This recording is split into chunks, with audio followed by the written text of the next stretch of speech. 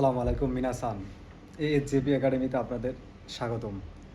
গত ক্লাসে আমরা মৌলিক কিছু গ্রামারের ব্যবহার শিখছি, যেমন নিজের নাম, পেশা, পরিচয়। তো এখানে অনুরূপভাবে আমরা কিছু গ্রামার শিখব লেসন 2। তো লেসন 2তে আমাদের 1 নম্বর রুলসে কি আছে, ওরে সোরে আরে, নাউন বাই সাবজেক্ট, মানে এগুলো হলো কি আপনার সেন্টেন্সের ভিতরে কি নাউন আকারে বসবে এবং কি সাবজেক্ট হবে। তো সাবজেক্টের পরে কি বসে আমরা জানি, ওয়া বসে। অনুরূপভাবে সাবজেক্টের পরে কি বসছে আমাদের, ওয়া বসে, প্লাস নাউন বাই অবজেক্ট। তো আপনাদের লক্ষ্য রাখার বিষয় হলো এই জিনিসটা। তো পরে সরে আর এর ক্ষেত্রে এই যে নাউন বাই অবজেক্ট, এইটা হবে কি একটা বস্তু, এটা হবে কি একটা বস্তু, প্লাস অনুরূপভাবে দেশ, যেহেতু এটা কি একটা পজিটিভ সেন্টেন্স এবং এটা কি পোলাইটলি বলবো আমরা, এই কারণে এটার পরে কি বসবো, দেশ বসাবো। তো যদি আমি একটা উদাহরণ দেখি যে এটা বই, করে ওয়া হন্দেশ, এটা বই মানে করে, করে কিন্তু এখানে এটা অর্থে ব্যবহার করা হয়েছে। তো করে মানে এটা, সরে মানে ওটা, বা আরে মানে উইটা। তো করে যদি আমি দেখাইতে চাই যে করে কখন বলবে, যেমন বক্তার কাছের কোনো জিনিস, মানে যে আপনাকে কোশ্চেন করবে তার কাছের কোনো জিনিস সম্পর্কে যদি আপনাকে জিজ্ঞাসা করে যে এটা কি বই, এটা কি যাচ্ছি, বা এটা কি ম্যাগাজিন, তো সেক্ষেত্রে সে এরকম বলবে করে ওয়া হন্দেস। আর সোরে, সোরেটা কখন বলা হয়, সোরে, সোরে বেসিক্যালি বলা হয় যখন যে উত্তর করবে তার কাছের জিনিস নিয়ে যদি বক্তা কোনো কোশ্চেন করতে চায় যে ওটা কি, সেক্ষেত্রে যে কোশ্চেন করবে সে বলবে যে সোরে ওয়া হন্দেস কা, ওটা কি বই। তো যে উত্তর করবে সে কিন্তু আবার বলবে যে করে ওয়া হন্দেস, হ্যাঁ এটা বই। তো কুড়ে হইলো বক্তার কাছের জিনিস, আর সরে হইলো যে উত্তর দিবে তার কাছের জিনিস।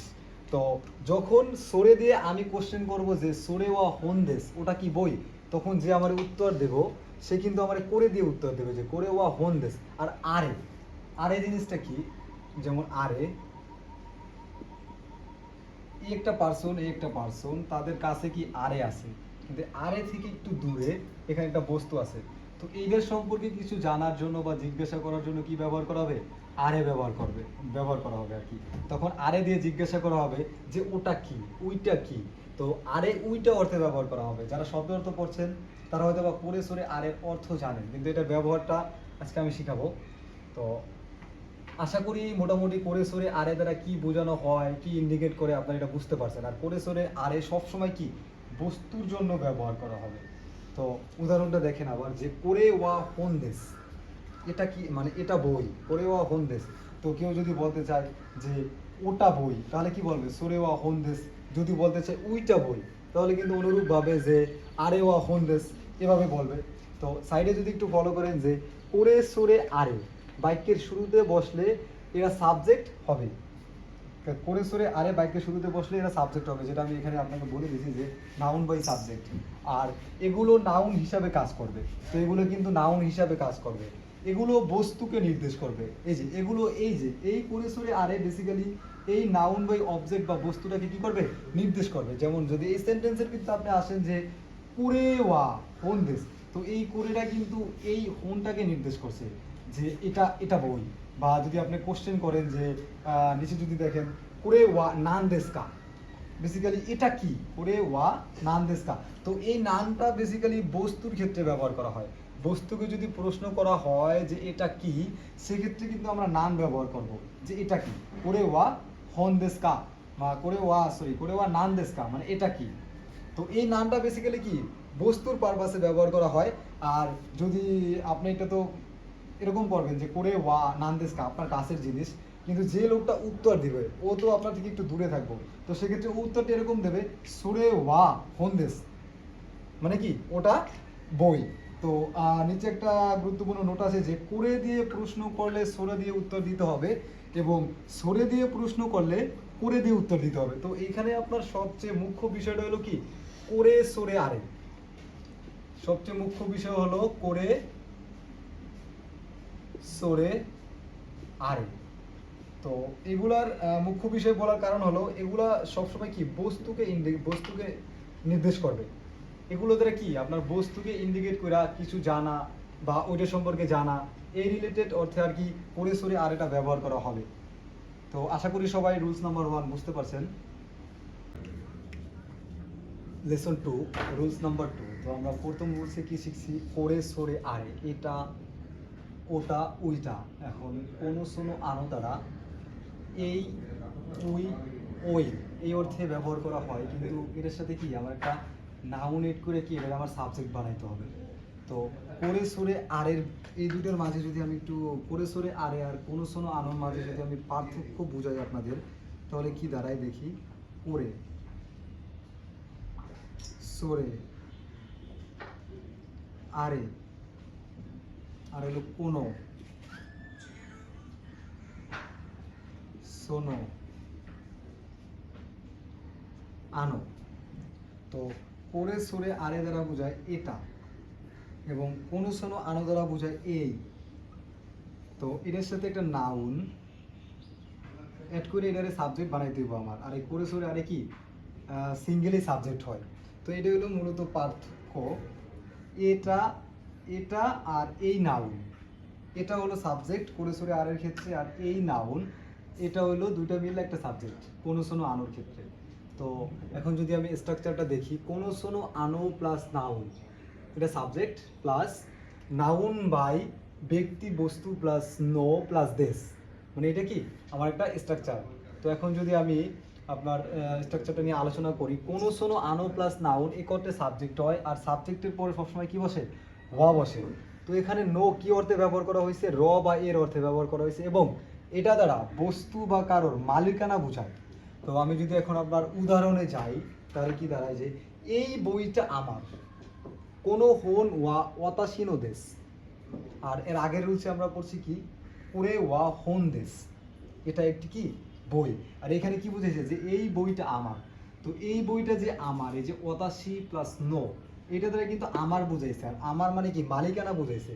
তো সেক্ষেত্রে অতাসি আমি প্লাস নো প্লাস এর, এটা এটা সম্পূর্ণ দ্বারা কি কি দ্বারা আমাদের অতাসি নো সমান আমার। তো অতাসি নো দ্বারা কি বুঝাইছে, আমার বুঝাইছে।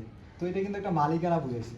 তাহলে আপনার করে সরে আরে আর কোনো সরো আনোর ভিতরে পার্থক্যটা হলো কি, করে সরে আরে সিঙ্গেল হিসাবে, সিঙ্গেল সাবজেক্ট হিসাবে বসে, এটা বই ওটা বই ওইটা বই। আর কোনো শোনো আনো আনো যখন সাবজেক্ট হিসাবে বসে, তখন এটার সাথে কি একটা নাউন অ্যাড করতে হবে। যেমন এই বইটা আমার, অতাসীন মানে করে ওয়া অতাসীন হন্দেশ। এখন যদি আমি এটা কোশ্চেন করতে চাই স্ট্রাকচার দিয়া, যে এই বইটা কার, কোনো হন ওয়া দারে নো দেশকা। তো দারে, দারে অর্থ কি বোঝায়, কে, আর নো অর্থ কি এর। তাহলে দারে নো দুটো যুক্ত করার পরে কি দাঁড়ায়, কার। তাহলে কোনো হন ওয়া ওয়াতাশিনো দেশকা, এই বইটা কার। তখন কি আমি অনুরূপভাবে এইটা উত্তর করব যে কোনো হন ওয়া ওয়াতাশিনো দেশ, এই বইটা আমার। আশা করি 2 নম্বর রুলসটা সবাই বুঝতে পারছেন। তো শুধু বুঝলেই হবে না, বিষয়গুলো আপনার বাসায় প্র্যাকটিস করতে হবে। এই স্ট্রাকচার ফলো করে আপনার এর ব্যতিক্রম কিছু সেন্টেন্স বানাই দিব, ওই সেন্টেন্স অনুযায়ী আপনার প্রস্তুতি নিতে হইব। যদি আপনি ভোকাবুলারি বাইরে থাকেন তাহলে আপনি সেন্টেন্স মেকিং করতে পারবেন। তো এইভাবে আগান, এইভাবে ভাষায় প্র্যাকটিস করেন, দেখবেন জাপানিজ ভাষাটা অনেক ইজি লাগবে আপনার কাছে। লেসন 2 এর rules number 3, so this. Basically এটা আপনার অ্যাফার্মেটিভলি উত্তর দেওয়ার ক্ষেত্রে সো দিস ব্যবহার করা হয়। যেমন যদি কেউ আপনাকে কোশ্চেন করে, কুয়ে ওয়া হোন দেস কা, মানে এটার বাংলা অর্থ কি দাঁড়ায় যে এটা কি বই। যদি আপনার উত্তরটা পজিটিভলি হয় যে হ্যাঁ এটা বই, তখন আপনি কিন্তু, আমরা লেসন 1-এ শিখছিলাম কি, হাই হোনদেস, এটা কিন্তু আমরা লেসন 1-এ শিখছি। তো এখানে আমরা কি শিখব, যে সেম উত্তরটাই হাই সো দেস, হ্যাঁ তাই। যদি কেউ আপনাকে কোশ্চেন করে যে করে ওয়া হোনদেস, করে ওয়া হোনদেস এটা কি বই, তো আমরা লেসন 1-এ কি শিখছি যে হাই হোনদেস, কিন্তু লেসন 2-তে আমরা কি শিখতেছি, হাই সো দেস, হ্যাঁ তাই, হ্যাঁ এটা বই। তারপর যদি আমি সেকেন্ড উদাহরণটা দেখি, যদি আপনি নেগেটিভ উত্তর দিতে চান, এটা তো শিখলাম আমরা পজিটিভ উত্তর, নেগেটিভ যদি আপনি উত্তর দিতে চান, যেমন পরের সেন্টেন্সটা কি আছে, পুরে ওয়া নোতো দেশকা, এটা কি নোট। যদি এটা নোট না হয় তাহলে আপনি কিভাবে উত্তর দিবেন, ইয়ে নোতো যাই মাসেন, এটা কিন্তু আমরা লেসন 1-এ শিখছি। কিন্তু লেসন 2-তে আমরা কি শিখবো, যে ইয়ে চিগাই মাস। না আপনি ভুল, আপনি ভুল মানে কি, এটা নোটবুক না, তাহলে এটা কি, যদি এটা কি ওই অর্থ যদি আপনি কাউকে বুঝাইতে চান যে এটা হলো এই জিনিস, তাহলে কিন্তু আপনি আবার এরকম উত্তর দেবেন ইয়ে হোন্দেস। না, এটা নোটবুক না, কিন্তু এটা কি বই। তো সোদেসের বেসিক্যালি উত্তর দেওয়ার ক্ষেত্রে এই স্ট্রাকচারটা ব্যবহার করা হয়, এই রুলসটা ব্যবহার করা হয়। যদি আপনাকে কেউ জিজ্ঞাসা করে ওয়া হোন্দেস কা, এটা কি বই, তো আপনি বেসিক্যালি উত্তর দিতে পারেন হাই সোদেস, বা আমরা লেসন ওয়ানে শিখছি হাই হোন্দেস। সেমভাবে করে ওয়া নোতো দেশকা, যদি আপনি উত্তরটা যদি নেগেটিভ হয় যে না, নেগেটিভ যদি দিতে চান, তাহলে সেক্ষেত্রে আপনি কী দিবেন যে ইয়ে নোতো জাহারি মাসেন। লেসন ওয়ানের প্যাটার্ন এটা, ইয়ে নোতো জাহারি মাসেন। এবং লেসন টুতে আমরা আবার কী প্যাটার্ন শিখতেছি যে ইয়ে চিগাই মাস। না, আপনি ভুল মানে কি, এটা নোটবুক না, এটা অন্য কিছু। তারপর যদি আপনি উত্তরটা ইন্ডিকেট করে করে বুঝাতে চান যে এই জিনিসটা এটা, সেক্ষেত্রে কিন্তু আপনি লিখতে পারেন যে ইয়ে হোন্দেস, যেটা নোটবুক না, এটা কি একটি বই। আশা করি সবাই বুঝতে পারছেন। Lesson 2 rules number 4।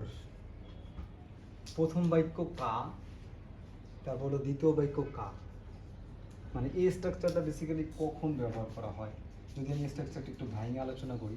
একটি সাবজেক্ট প্লাস ওয়া plus object 1 plus object 2 plus কা। এখানে অবজেক্টের পর একটা কা আছে অবশ্য।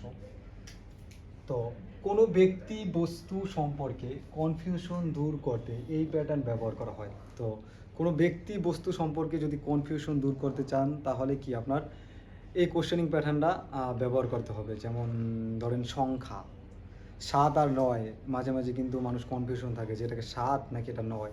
তো এই ক্ষেত্রে আপনার বেসিক্যালি এই প্যাটার্নটা ব্যবহার করা হবে। যদি আমি আপনাকে উদাহরণটা দেখাই, এটা কি 9 নাকি 7, তাহলে কি করে ওয়া কিউ দেশকা নানা দেশকা। তো বেসিক্যালি এটা হলো আপনার স্ট্রাকচারের একটা উদাহরণ যে এটা কি 9 নাকি 7। তো এটা কি 9 কিও নাকি 7। এখন যদি আপনি এটার উত্তর দিতে চান, তখন কিন্তু আপনি প্রথম লেসনের মতো হাই বা ইয়ে দিয়ে উত্তর করতে পারবেন না। কেন পারবেন না? হাই বা ইয়ে দিয়ে উত্তর করতে পারবেন না, কারণ এটা স্ট্রাকচারই এরকম। তো সেক্ষেত্রে আপনার যে কোনো একটা উত্তর দিতে হবে যেটা রাইট।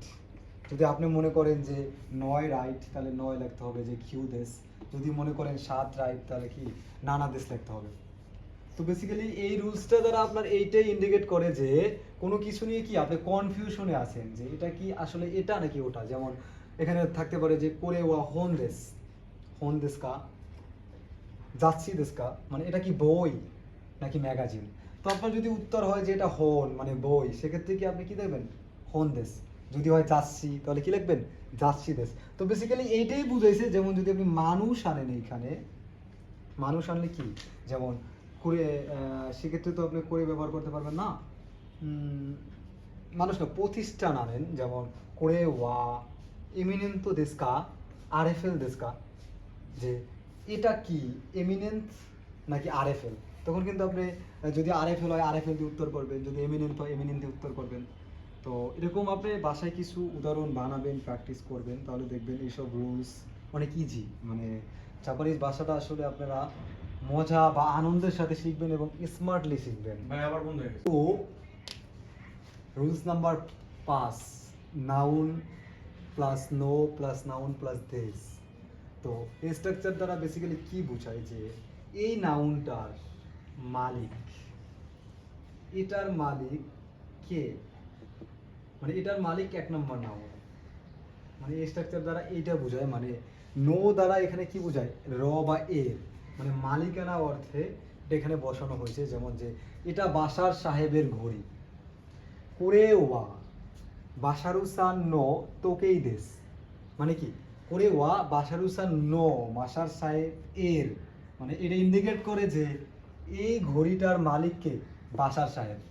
তো অনুরূপভাবে যদি এখন আমি কোশ্চেন করতে চাই যে এই ঘড়িটার মালিক কে, তাহলে কি হবে করে ওয়া দারে নো তোকেই দেশকা, মানে এই ঘড়িটার মালিক কে।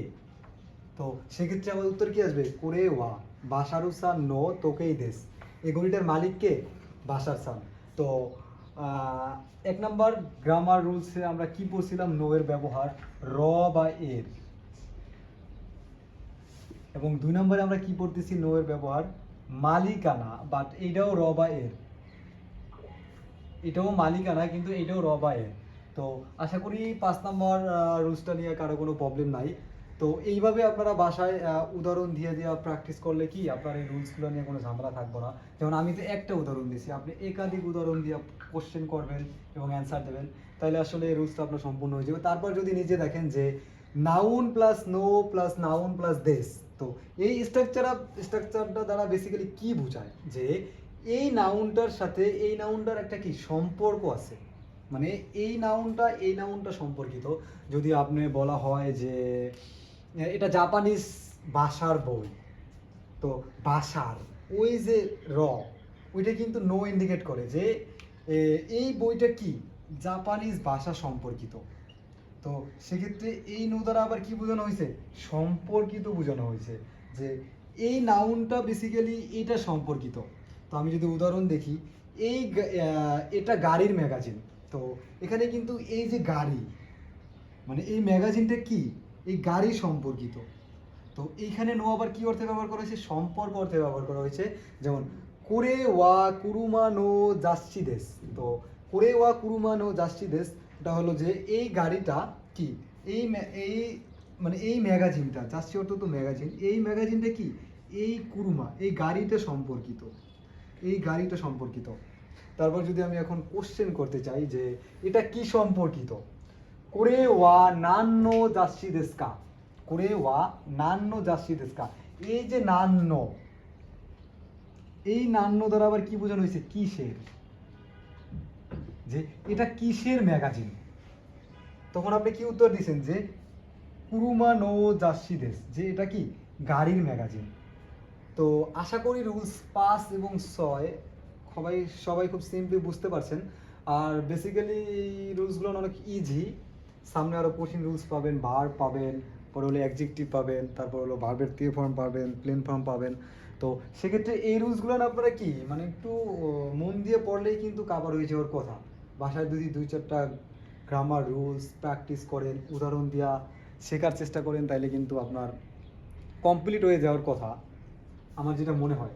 তো লেসন 2 রুলস নাম্বার 7, তো রুলস নাম্বার 7-এ কি আছে যে সো দেশ কা, তাই নাকি, মানে কোনো একটা কোশ্চেন যদি কেউ আপনাকে করে যে এটা কার, তখন যদি আপনাকে জিজ্ঞাসা করা হয় এটা কি আপনার, মানে এই বইটা কি আপনার, তারপর এই টেবিলটা কি আপনার, এই মার্কারটা কি আপনার, যদি আপনি উত্তর করেন যে চিগাই মাছ, না এটা আমার না, আপনি রং, তাহলে আপনি আবার ওর সাথে সাথে উত্তর দিতে পারেন যে এটা সারাসান মানে সারা সাহেবের। তখন যে মানে উত্তরদাতা মানে যে শ্রোতা থাকবো, সে আপনাকে এক্সপ্রেশন দেওয়ার জন্য এটা বলতে পারে সো দেশকা, ও তাই নাকি। তো এই অর্থে বেসিক্যালি আপনার সো দেশকা ব্যবহার করা হয়। তো যদি আমি উদাহরণটা দেখি যে এই ছাতাটা কি আপনার, কোনো কাসা ওয়া আনাতানো দেশকা, মানে এই ছাতাটা কি আপনার, তখন যদি আপনি উত্তর দেন যে সিগাই মাস, না আপনি ভুল, বা এটা আমার না, তখন যদি আপনি সাথে সাথে ইন্ডিকেট করে দেন যে এই ছাতাটা বেসিক্যালি এই ব্যক্তিটার, যেমন সারাসান নো দেশ, মানে এই ব্যক্তিটা কি মানে এই ছাতাটা কি সারা সাহেবের, তখন যে শ্রোতা থাকবে যার সাথে আপনার কথোপকথন চলতেছে বা যে অপোনেন্ট বা অপরপক্ষ থাকবো, সে একটা এক্সপ্রেশন দিবে যে সো দেশকা, ও তাই নাকি। তো বেসিক্যালি এই অর্থে আপনার সো দেশকাটা ব্যবহার করা হয়, এখানে গ্রামাটিক্যাল কোনো রুলস নাই। আর বেসিক্যালি আপনার 2 নম্বর লেসনে যা ছিল, এটা 1 নম্বর লেসনেরই বেসিক নিয়ে আলোচনা, জাস্ট নতুনভাবে যা ছিল ওই যে শব্দের অর্থ মব্দের অর্থ নিয়ে আর কি বিস্তর আলোচনা। তো 1 নম্বর লেসনটা ভালো করে পড়লে আপনার 2 নম্বর লেসনটা বোঝা আরও ইজি হয়ে যাবে, আর 2 নম্বর লেসনটা আহামরি কঠিনও না। তো আশা করি যদি কোথাও আপনাদের ল্যাগিং থাকে বা কোথাও বুঝতে সমস্যা হয়, কমেন্টের মাধ্যমে আমাকে জানাবেন। আর যদি আপনার ক্লাসগুলো ভালো লেগে থাকে আমায় ইন্সপিরেশন দিবেন বা আমাকে কি আমার আগ্রহ বাড়াবেন, যাতে ফিউচারে আমি এরকম আরও ক্লাস নিতে পারি, যদি আপনার ক্লাসটা পছন্দ হয়ে থাকে। ধন্যবাদ, আসসালামু আলাইকুম।